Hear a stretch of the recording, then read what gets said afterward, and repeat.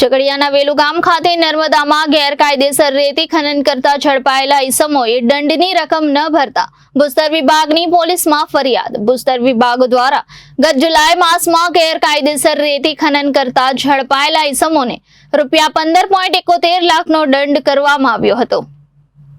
ઝઘડિયા તાલુકામાંથી વહેતી નર્મદા નદીના વિશાળ પટમાં લાંબા સમયથી આડેધડ થતા રેતી ખનનનો મુદ્દો અવારનવાર ચર્ચામાં આવે છે. નર્મદામાં થતા રેતી ખનનમાં મોટા પાયે રોયલ્ટી ચોરી થતી હોવાની બૂમો વારંવાર ઉઠતી હોય છે.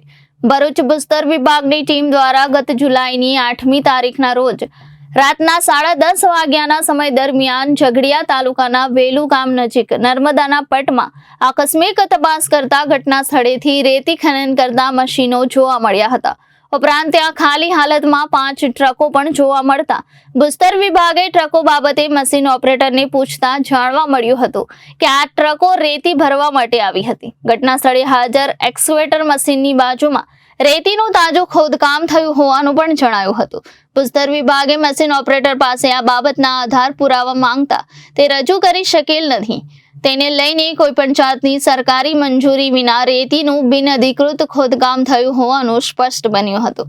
ત્યારબાદ નર્મદાના પટમાં ગેરકાયદેસર રેતી ખોદકામના સ્થળેથી 2 મશીનો દ્વારા રેતી ખોદકામ કરીને ટ્રકોમાં રેતીનું વહન કરવા બાબતે આ ઘટનામાં કથિત સંડોવાયેલા મશીનો અને વાહનોને સીઝ કરીને ઉમલ્લા પોલીસ સ્ટેશન ખાતે રાખવામાં આવ્યા હતા. ત્યારબાદ ભૂસ્તર વિભાગ દ્વારા જરૂરી તપાસ બાદ નર્મદાના પટમાંથી ઝડપાયેલા રેતી ખોદકામના મુદ્દે તેમાં કસૂરવાર ઈસમોને કુલ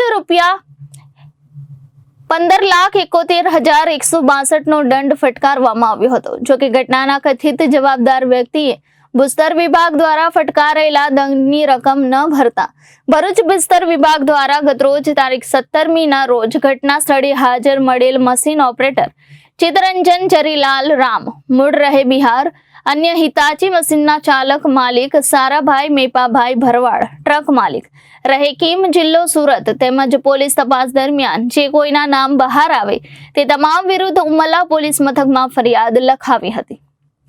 રિપોર્ટર વિરલ ગોહિલ, જનાદેશ ન્યૂઝ, ભરૂચ.